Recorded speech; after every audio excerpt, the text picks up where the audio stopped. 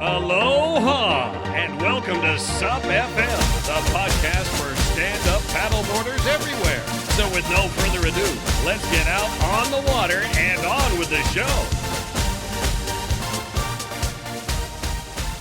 Well, hello and welcome back to this week's episode of Sup FM podcast. And I'm really pleased to bring you this episode, which is perfectly timed for the Northern Hemisphere anyway, all about the positive and the negative effects of cold water on the body and what we can do to prepare ourselves properly for winter paddling. This episode features a world leader in extreme environment physiology, Professor Mike Tipton, who has made his career in doing research into humans operating in extreme environments. There's lots of fascinating and practical information in this episode, including what time of the year is most risky for cold water shock, keeping your fingers and toes warm, and whether cold water swimming and immersion actually does you any good. And Mike has agreed to answer any questions you have about paddling in extreme conditions. So if you do have any questions coming out of this episode, or something that you've always been curious to know more about, then email me your questions at simon.supfm@gmail.com or message SupFM on Facebook or Instagram. And when I've collected enough questions, I'll get them answered for you. So here is my interview with Professor Mike Tipton, MBE. Hi Mike, welcome to SupFM. That's great to be here, Simon. Well, before we start properly, I've got to confess here that I do know you outside of your professional role, because we were both members of the same rugby club for quite a number of years, and I remember you particularly as a mercurial scrum half. I think that's the right description. And then back in the early 90s, I got the opportunity to spend a bit more time with you, but that was a bit more uncomfortable. As I remember, I was shivering, floating and tethered in a very small swimming pool as a research subject into what was, for a student, my best paid but probably my most uncomfortable student job. The study was, I think it consisted of 6 sessions, floating in what felt like really cold water in a dry suit for a couple of hours at a time until my body temperature dropped to a certain point where I got removed from the pool. Do you remember those days? I remember them very well. I remember playing rugby with the Hutchinsons. In fact, at one stage, you're quite right, I was number 9, and I think number 10, 12, 13 and 11 were all Hutchinsons. So it's sort of commentator's nightmare, Tipton to Hutchinson to Hutchinson to Hutchinson to Hutchinson, because it was you, your 2 brothers and your dad all playing in the same team. And then most of the research that I did in cold water immersion in those days should really be classified as the impact of immersion on rugby players, because we got most of our volunteers from the rugby club, of which you were one. Absolutely. And it was quite an experience and paid very well for a poor, impoverished student, which I was at the time. But your day job is being a well-known international expert in the field of extreme environmental physiology. And clearly you're incredibly well thought of in your field, and you've produced huge amounts of papers and studies and research. But your work isn't just about the academic, it also extends out of that rarefied area and into the practical, because you've made a huge amount of use of your research through your contacts and through connections that you've made with loads of national and international safety organisations. In the UK, particularly the RNLI and Surf Life Saving GB, as well as popping up on lots of national TV programmes talking about survival in water. And you've also founded an International Drowning Researchers Alliance as well to improve the knowledge internationally. But the reason for bringing you on today, and I think what our listeners would be particularly interested in listening to, is your knowledge and your expertise where it comes to water, and specifically cold water, and for us to discuss and understand the risks of cold water, the benefits, what we can do to manage dangers, and some of the steps we can take to reduce risks for ourselves and others. So just starting with some of the campaigns that you worked on, I know you worked with the RNLI on their Respect the Water campaign, which ran for quite a few years. Could you tell us a little bit about that? Yes, sure. So you're absolutely right, Simon, that I kind of am very proud about being a human and applied physiologist, with as much emphasis on the applied as anything else. So the backbone of that is that you do the basic science, you understand the physiology, you understand the mechanisms, but you don't just sit about in your ivory tower congratulating yourself. You try and make sure that if you have information which is of use to end users, that they're provided with it. And I'm quite right. Our end users have ranged from firefighters through to search and rescue personnel, RNLI, surf life saving GB. All their studies being done in the sort of extreme environments laboratory at Portsmouth, but that's just the start. And what happens, of course, is as you work with these groups, you get a very good working relationship, and they take more and more of your scientific evidence and incorporate it in their policies, in their resuscitation policies, in their search and rescue policies. And then the next thing is you get invited to join some of their committees. So I've spent 10 years on what was the Medical and Survival Committee of the RNLI. I'm now a council member of the RNLI, trustee and director of Surf Life Saving GB. We work also with the Coast Guard and but that's really good because it's a really good conduit to get what we do in the lab out saving lives. And one of the bigger routes by which we've I think made some impact on what goes on is through the RNLI Respect the Water campaign, which began back in 2014. And it started with trying to get people to understand the risks associated with immersion in cold water. In particular, the cold shock response, which was a response which we first described back in the 80s, about the time when you were volunteering for studies, Simon. And we then, about 2 or 3 years into that, and people may remember that there were TV adverts, there were posters about how long you can hold your breath, etc., etc. And then about 2 or 3 years into that, a piece of work was published which showed that about half of the people who end up in cold water in the UK, had no intention of falling in. So whilst it's very useful to respect the water and understand what happens when you go in, for people who are going to go in without knowing, they need to know what to do when they fall in. And then the Respect the Water campaign swung round a little bit from 2017 onwards into, when you fall in, try and relax, stay still, fight the urge to thrash about, and essentially float first. And again, that was the message that went out in the TV adverts and the cinema adverts. One of the problems in working in preventative medicine or in drowning prevention, of course, is it's very hard to get a feel for the impact of what you've done because you can't measure something that doesn't happen. Historically, we could say, oh, look, the drowning numbers or the number of shouts that the RNI have gone on is this number or that number. But it's much harder to say, well, actually, there's a guy who was going to run and jump into the water who didn't, or there was a guy who went into the water, remembered the advert and stayed still and survived. You can't get those data unless they're voluntarily given to you. And I have to say that the RNLI have now had tens of emails from people and contacts saying, I think your advice in the Respect the Water campaign saved my life. And if people go online, they can Google Respect the Water saving lives or Float First, and they'll see some of the videos that people have made for us. And they're incredibly powerful. And I've seen many of them, and we'll link to them in the show notes.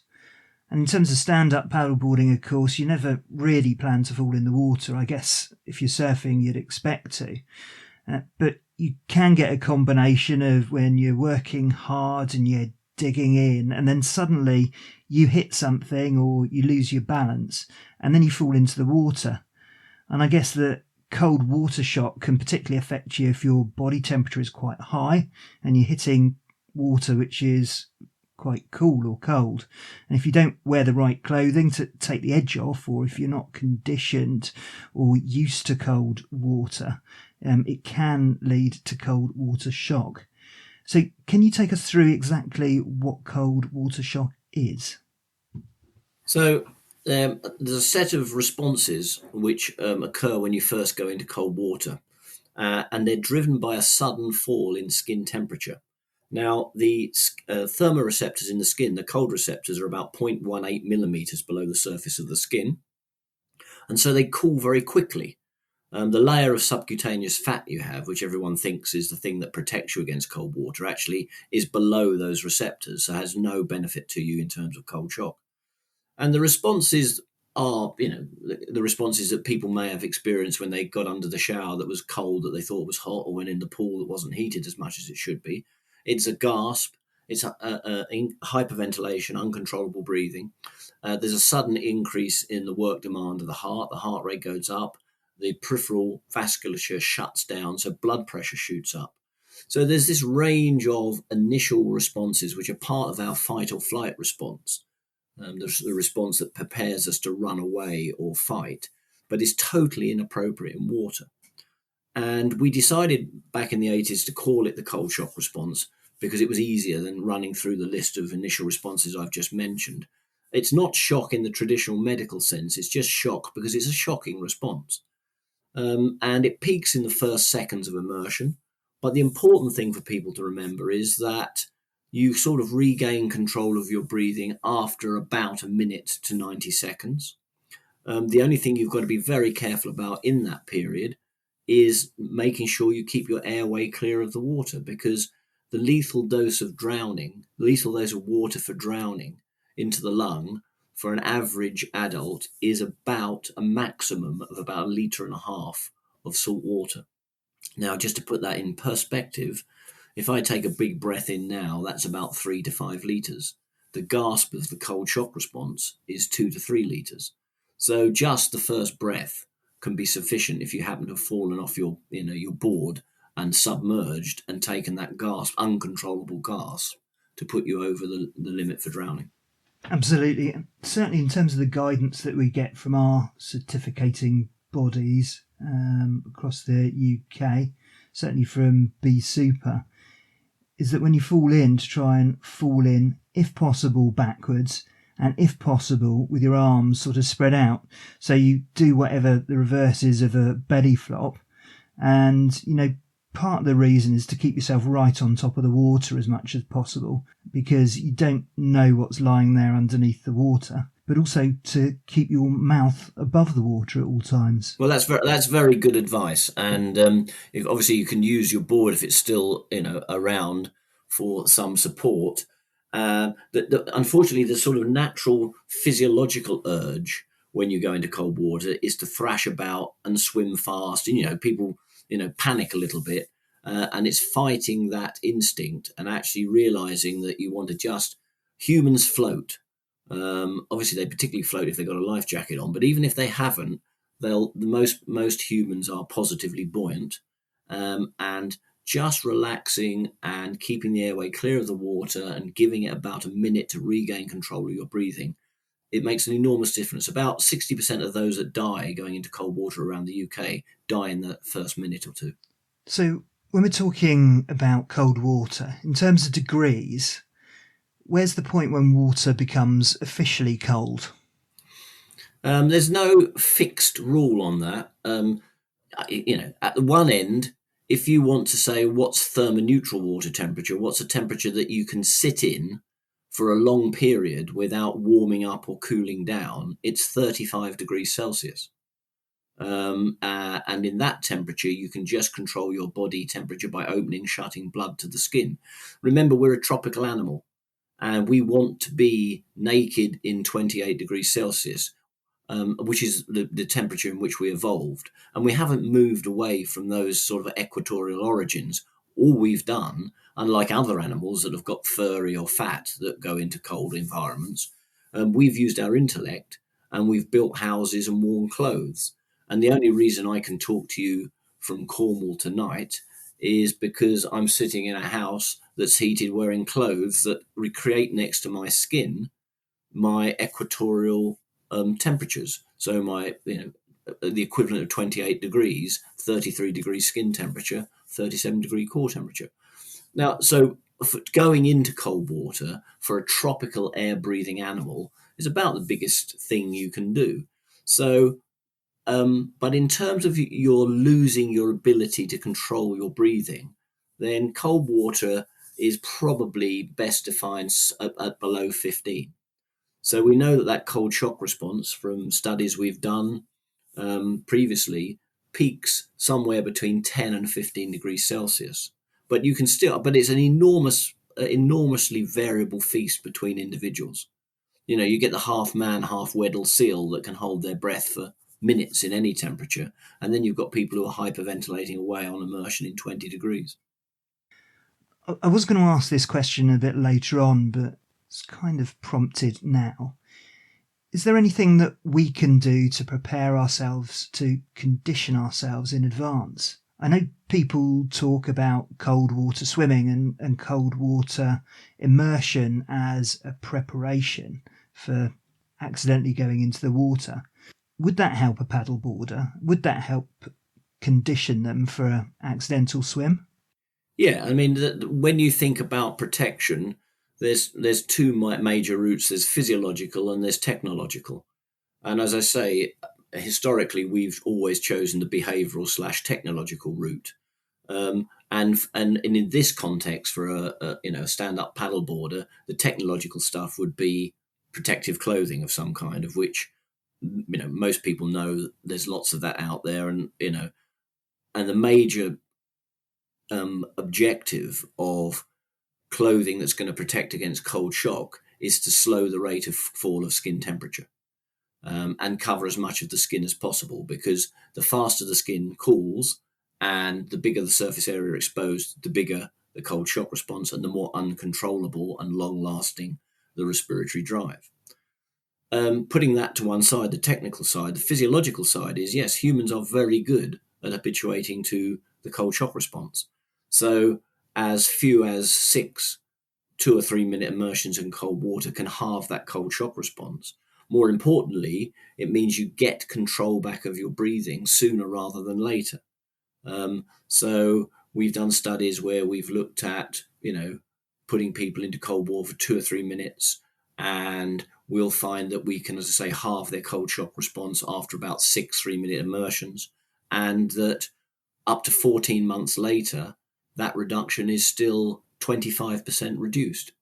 So not only can we habituate fairly easily, it's quite a long-lasting change. And it's classic of what you'd see. You mentioned open water swimmers. It's classically what you see in open water swimmers.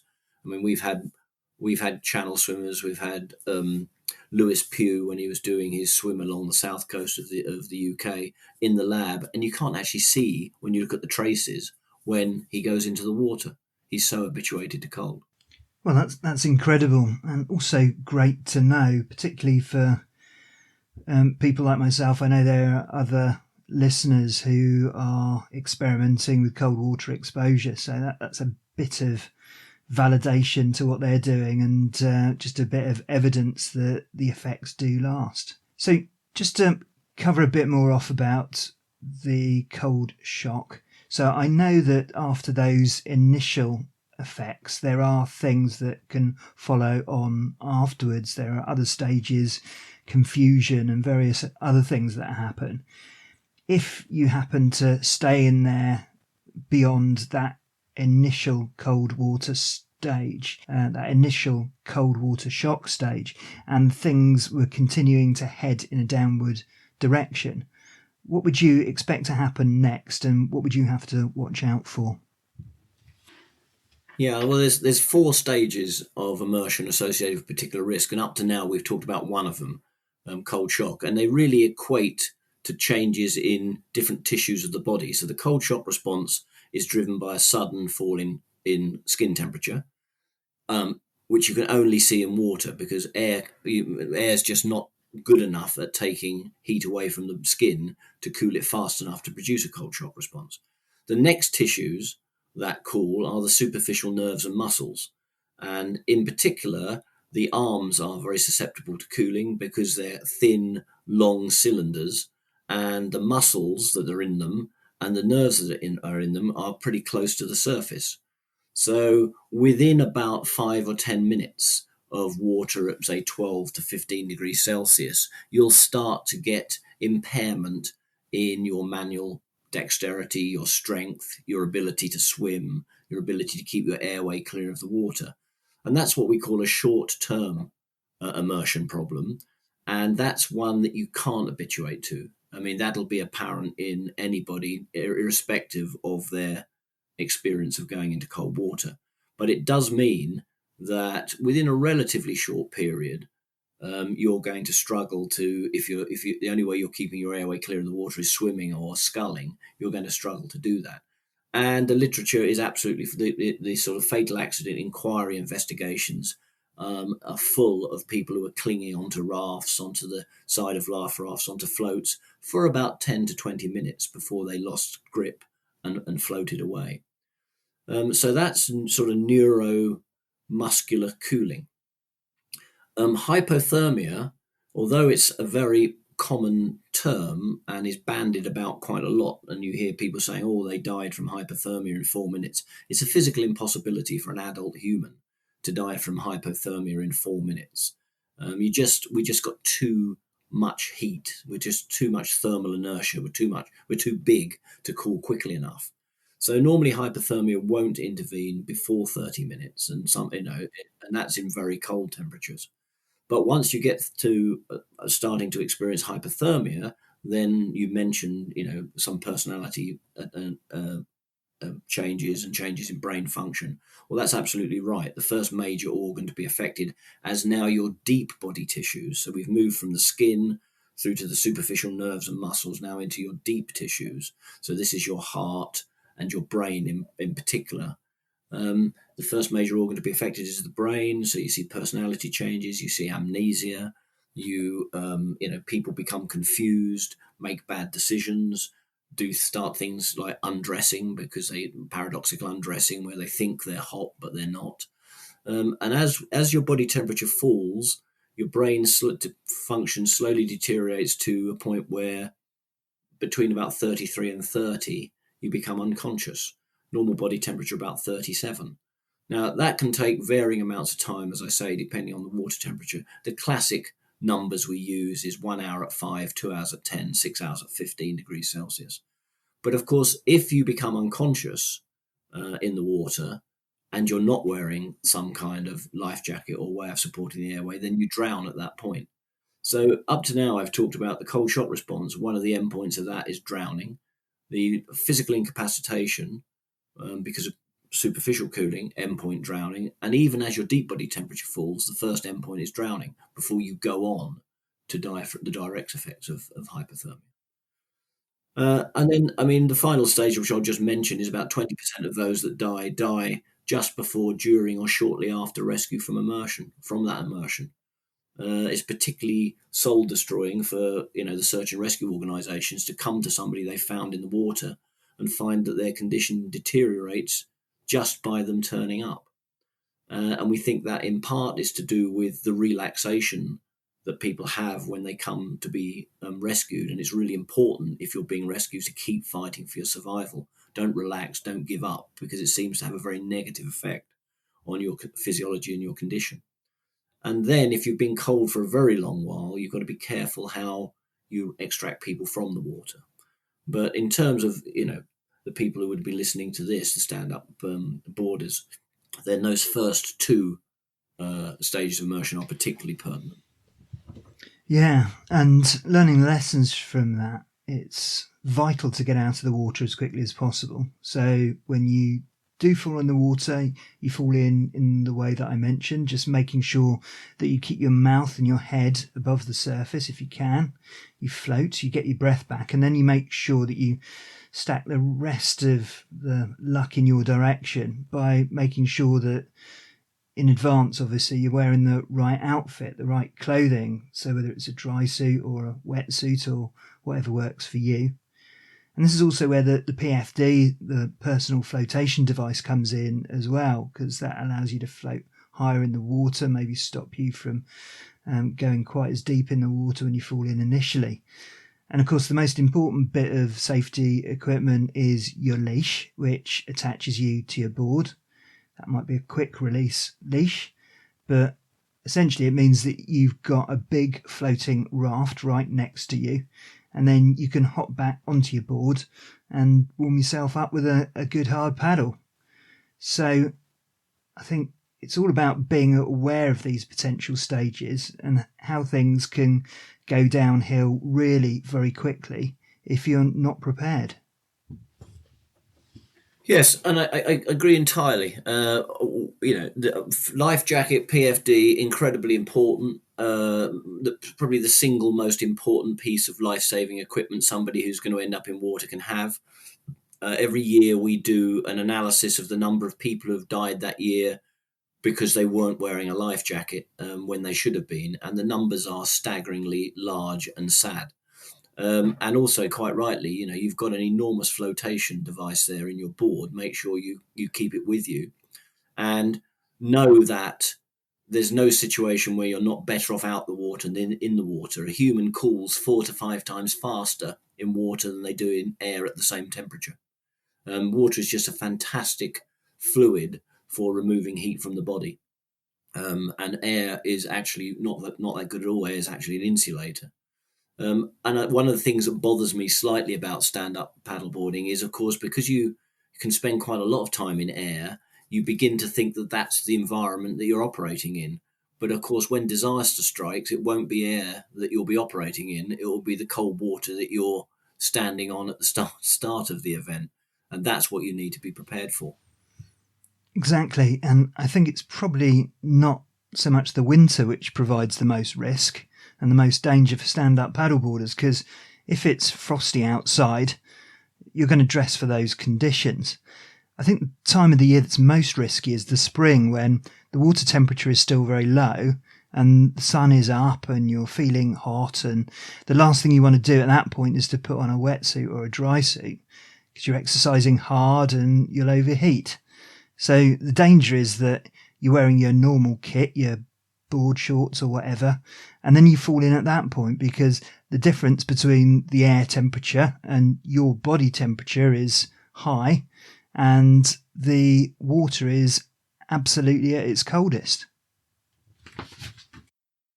Yep, that's absolutely right. I mean, it doesn't just reflect itself in the risk to paddleboarders.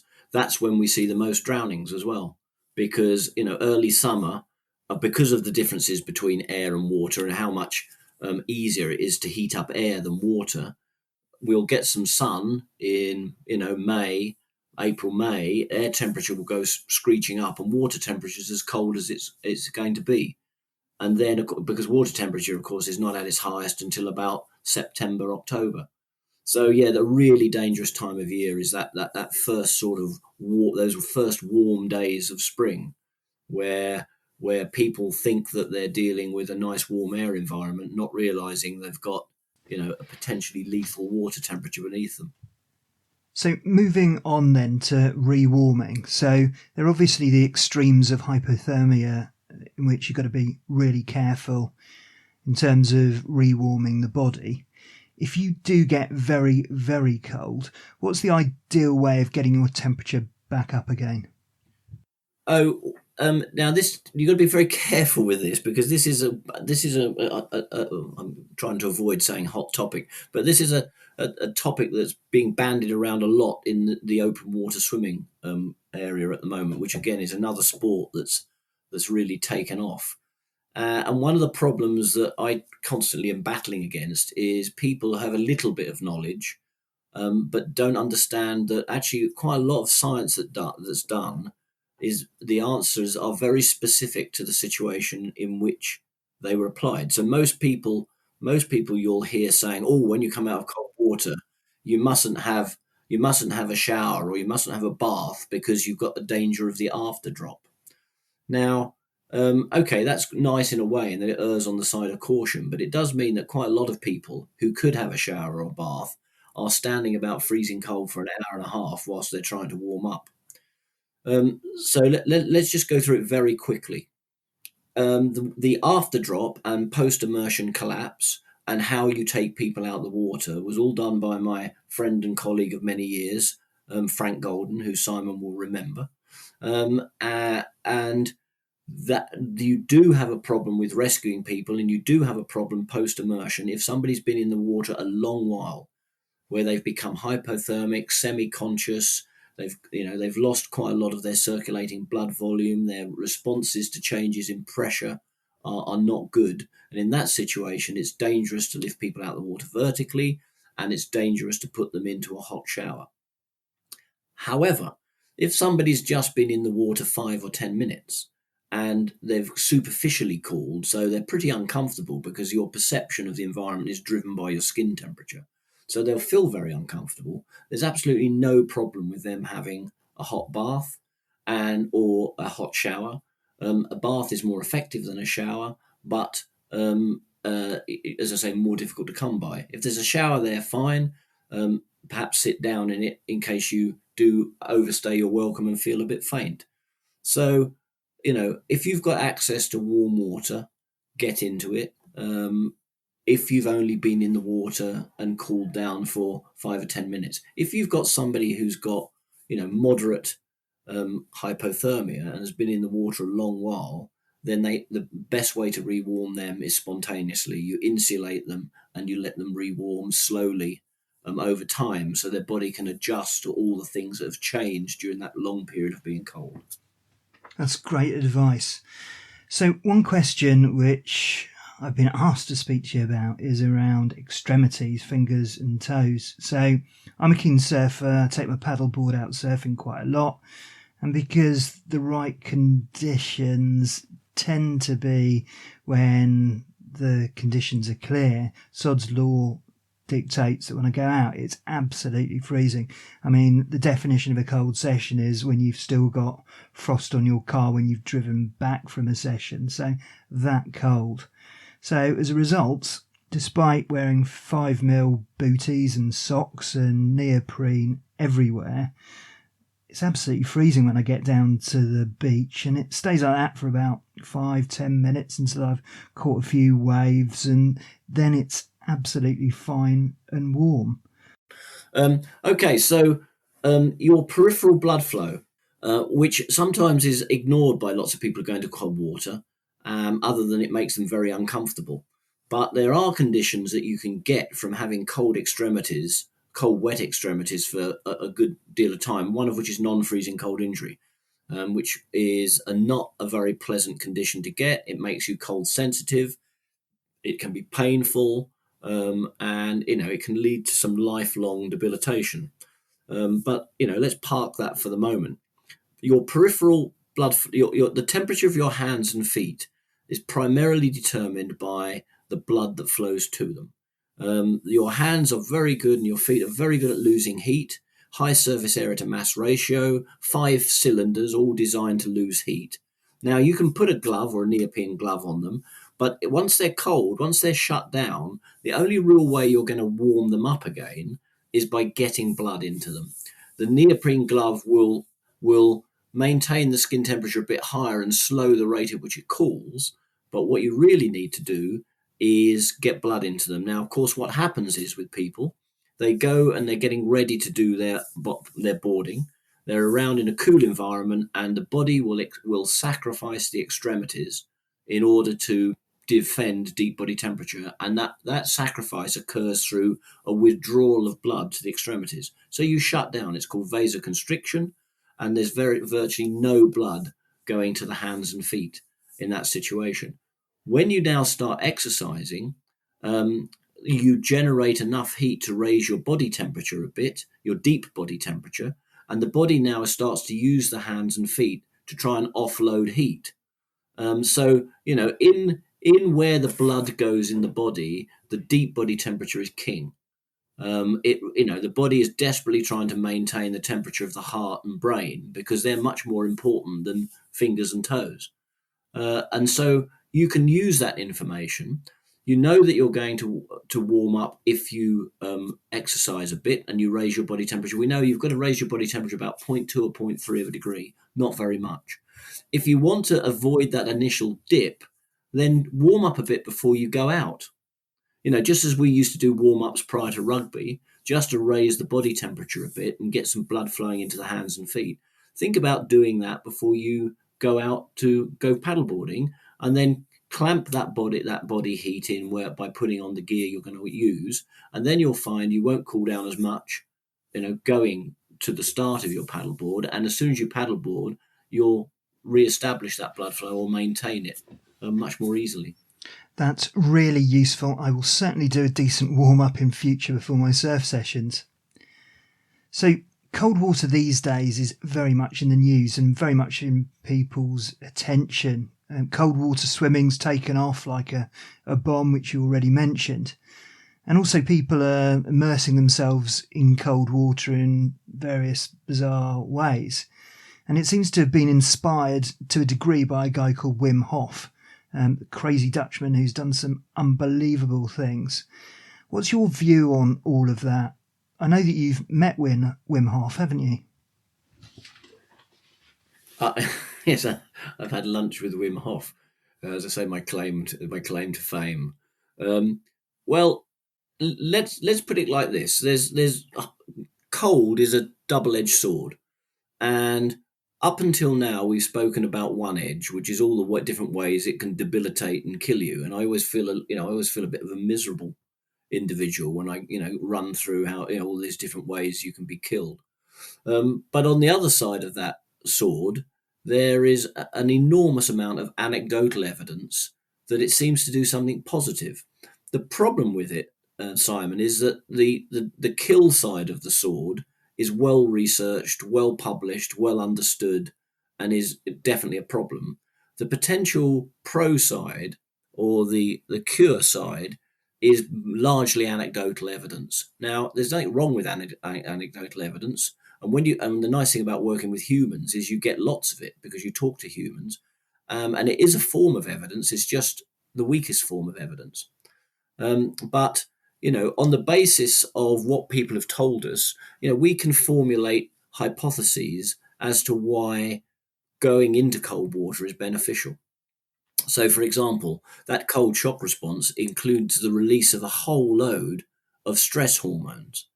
And that's why people say, I feel alert, I feel aroused, I feel alive, it sets me up for the day. Well, that's because your body is preparing you to fight or flight, and has released a load of adrenaline and other stress hormones into the body when you dropped it into cold water. There's also an anti-inflammatory component to going into cold water. And increasingly, we're understanding that quite a lot of the debilitating conditions which people can have, from Alzheimer's through to depression, have an inflammatory component to them. And so, I'm not here to say that it's all bunkum, because I can provide you with a fairly intricate scientific hypothesis as to why it might be working. But what we lack is the scientific evidence. And the problem at the moment is isolating the active ingredient. So, for example, people who go out in whether it be stand-up paddleboarding or cold water swimming, they're doing a lot more than just exposing themselves to cold. They're exercising, they're going into salt water, and we've known for centuries, and people have thought for centuries, that going into salt water is good for you. Whole towns have evolved on the basis of that principle over the years. You're going to a green therapy, blue therapy, you're meeting other people. There's a whole host of reasons why engaging in water-based sports where you get cold may be of benefit. We've written a paper called Cold Water Immersion Kill or Cure, which people can find online if they want to read the detail of it. And I would recommend something like the young lady, Bethany, who suffers from severe migraine, and her project looking at 100 days of vitamin C, with vitamin C being spelled vitamin SEA. And she very clearly demonstrates the belief that cold water immersion is good for her. And as I say, it may be. And after a while, what happens, of course, is that you get a placebo effect, because everyone's telling you that going into cold water is good for you. So when you go and do it, surprise, surprise, you think it's good for you. Yeah, and there's been more research into placebos than anything else. But does it matter if it makes you feel better? Absolutely right. Absolutely right. And I say that I always end conversations on this where, if it's a placebo effect, but if it's a placebo effect that gets rid of your depression, we published a study on cold water swimming and depression with a young lady who was really suffering from severe postnatal depression. And she took up swimming and it's gone. And she's not on drugs anymore. It was done with Chris Van Tullochen, one of the two doctors that does Operation Ouch and lots of other TV programs. Again, you can find it online. Now, I can't, but as a scientist, what I want to know is why it works. What's the mechanism? But at one level, I can just say, well, if it works, it works. But wouldn't it be interesting if, taking a ludicrous extreme example, if just putting your hand and foot into cold water had the same effect? Now all of a sudden, you can get all this beneficial response without actually having to immerse the whole body. Now it becomes something that many more people might be able to do. I mean, there's all sorts of theories out there, and clearly I wouldn't ask a man of your scientific integrity to speculate on them, but a lot of people talk about the vagus nerve and conditioning that. I don't know whether that's a valid area. No, that's definitely that's definitely one of the theories, is that the vagus nerve is, when stimulated, can have a very beneficial effect, anti-inflammatory effect. It's stimulated by receptors on the face. In some conditions in the US, actually artificial stimulation of the vagus nerve by implants is recommended.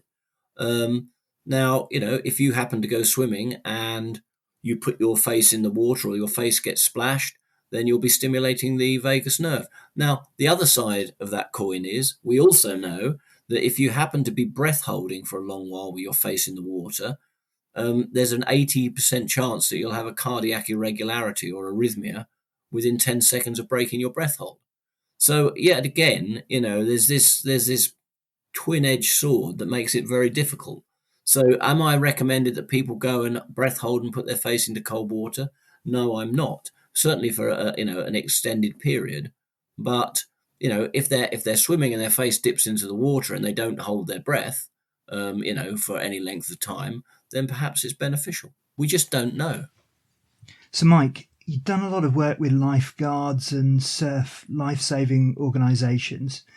What's been your role with them? What sort of knowledge have you been able to help them with?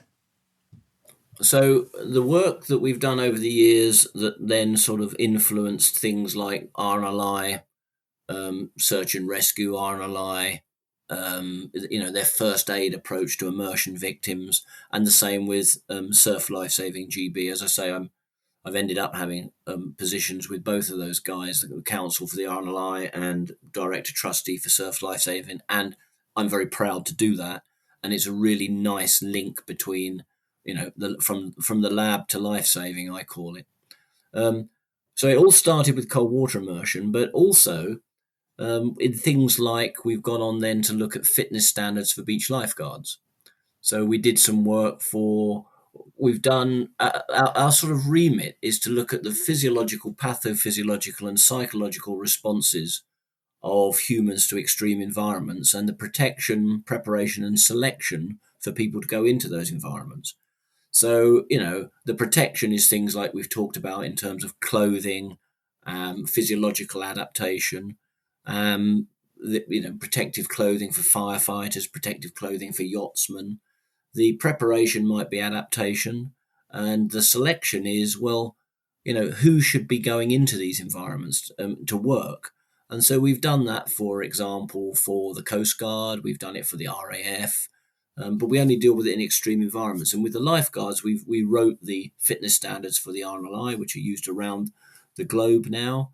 And they're based on the ability to get to somebody in the water and within 3 minutes, which is how long it takes, we think, for people to get to drown, and to get them back to the shore to commence basic life support within 10 minutes, which is the window we know where you've got the best chance of resuscitating somebody who is drowning. And so it's that, again, that nice mix of mechanism, theory, and practical. So if people go off and, if there's anybody out there who ends up volunteering to be a lifeguard or wants to get a job as a lifeguard, when they do their fitness test, it will have come from us. And the final piece of that jigsaw was, of course, you've got 10 minutes to get to somebody and get them back to the shore, but that includes how long it takes you to see them. So most recently, I've been doing quite a lot of work with a colleague from Chichester University, Jenny Smith, who used to be at Portsmouth, looking at visual acuity standards initially, and then how to look out to sea, how to see people that are in trouble. It amazed us that we've had, crow's nests for centuries, and yet you can't find anything in the literature about the best way of looking out to see somebody. So we've done lots of work on that, and we now know the best way to do it, and we know that experience is really important. Somebody who's done it for a couple of years in terms of lifeguarding will be 5 times better at seeing somebody in trouble than somebody who's in their first year. We've got training packages, we've done all kinds of things. So, all focused again on reducing the numbers of drownings. And I guess the final thing to say on this particular topic is, we go back to where we started with prevention. And one of my hobby horses and passions has been to try to get water safety messaging into schools.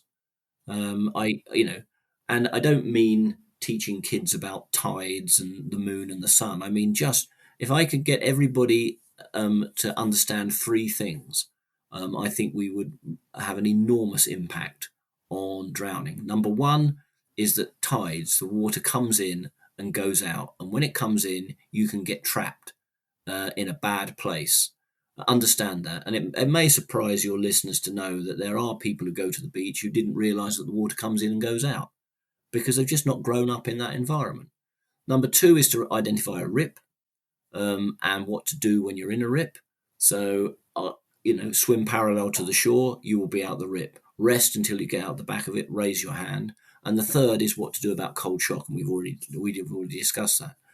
And if we can get that taught in every school in the UK, we will absolutely, smash the drowning statistics. At the moment, we're losing somebody every 20 hours. We're losing a child a week. That is unacceptable for an island nation. Unbelievable. And there is a huge lack of knowledge out there. And again, probably the people listening to this podcast aren't numbered amongst them because clearly they're finding out about stuff. But all sorts of people ask for advice, particularly on Facebook groups.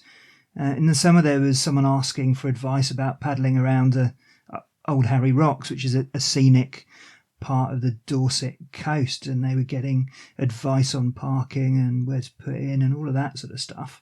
And I checked the weather forecast, and there was a massive offshore wind at exactly the time that they were planning to paddle. So unfortunately, I spoiled their plans for the weekend, but there have been various rescues for exactly that reason. So all of this basic stuff around safety and weather, it's not actually that difficult if you look into it. But yeah, you're quite right. Those messages really need to get out there consistently. Well, I think there's 2 things. Is firstly, they need to get out there, and secondly, they need to be simple. We tend to we overcomplicate things, and there's mission creep. You've got to say, there's 3 or 4 things which if everybody knew, and you're quite right. I mean, lots of people on the coast already know it, and yet when you talk, when I was trying very hard to get this on the national curriculum, the perception from government is that this is a coastal problem. It's actually not a coastal problem. If you look at where people come from to drown, they come from mainly inland, and then of course we tend to ignore, because we like coastal sports, that there's thousands and thousands of miles of rivers, canals, and other waterways. And the study we've just done, where we've taught 900 children in Hampshire about water safety. We did it in collaboration with the RNLI and Hampshire County Council, and showed very clearly that with a simple 15 or 20-minute lesson, not focused on great theory, but just focused on those practical bits of information about rips, tides, and cold shock, that we could significantly improve the children's knowledge of these things. And 6 months later, when we retested, they'd retained that information. And once you get to that level, then hopefully, if one of them gets caught in a rip in later life, they'll remember. Oh, I remember. Swim parallel to the shore.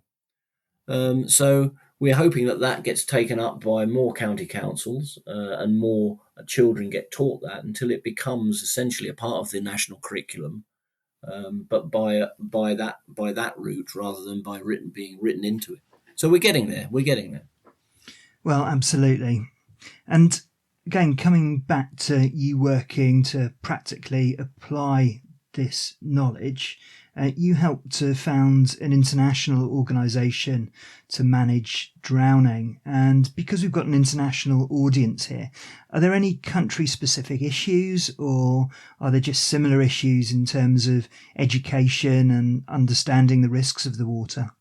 Well, there's you're talking about the International Drowning Researchers Alliance, IDRA, and if people want to go online again, they can find that. And it was founded by people from Brazil, the Netherlands, Spain, New Zealand, and the US. And we're all. It's there primarily to help people who are doing work in drowning and drowning-related issues, drowning prevention. But also it's a way of exchanging information about the problems that different groups have, because it's not all necessarily about cold water. I mean, Copacabana and Ipanema beaches are seeing, large numbers of immersion deaths, but for different reasons. There it's people who are not very good at swimming. There it's, other aspects of immersion. So, it's a really good way of helping people do their research. We give free advice.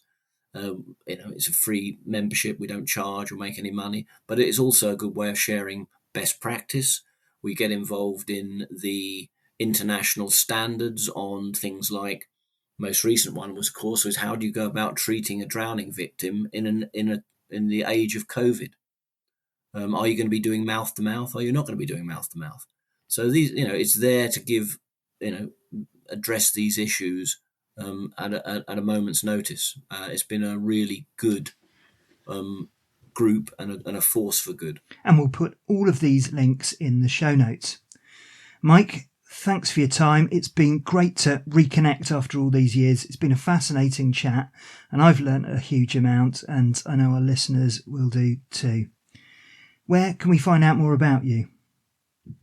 So my Twitter account is at Prof Mike Tipton, where if we're, whenever we publish anything, I just let it be known there and give people links to free copies of the papers, etc. If people go on to ResearchGate and type in my name, all of the chapters that I've written over the years and all of the papers are listed there. The chapters are free to access. The University of Portsmouth has a research paper repository called Pure, Pure, where all our papers are again free to access. So, it's not that difficult this day and age to get hold of the basic papers. And also, of course, a lot of our stuff is taken and then interpreted on websites like the website of the Surf Life Saving GB, the RNLI website. So you can actually there's loads of stuff out there to look at. That's fantastic, Mike. And thanks so much for your time, and particularly for all the excellent work that you do, all of that practical work you do to share your knowledge and keep people safe. And thank you again for appearing on the SUP FM podcast. My very great pleasure, Simon. It's brought back very many happy memories as well. Take care. Well, thanks for listening to this episode, and a very big thank you to Professor Mike Tipton, MBE, for that brilliant and very informative chat. If you want to improve your safety knowledge even further, then check out the SUP FM safety course at supfm.thinkific.com. Thank you again, and see you next week.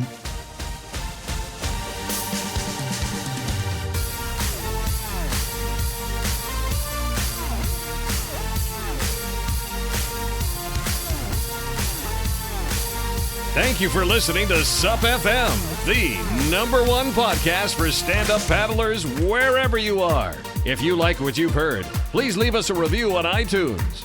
Until then, we'll see you on the water.